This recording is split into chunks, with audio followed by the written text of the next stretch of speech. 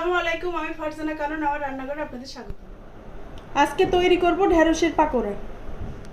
ঢেঁড়স কেটে নেব।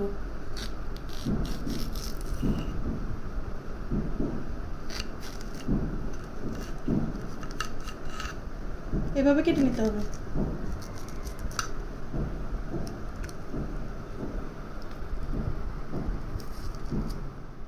ঢেঁড়স কেটে নিয়েছি।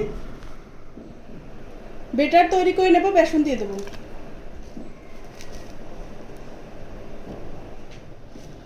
চালের গুঁড়া, কাঁচামরিচ, পেঁয়াজ বাটা,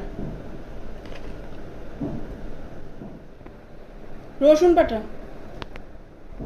হলুদের গুঁড়া, শুকনো মরিচের গুঁড়া, কালো জিরা, লবণ, পানি দিয়ে মিশিয়ে নেব।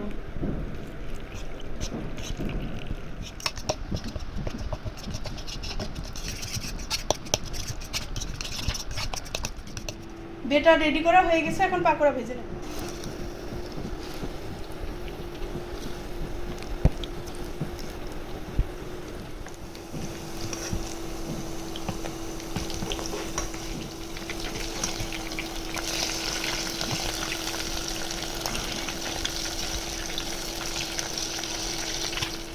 ভাজা হয়ে গেছে, তুলে নেব।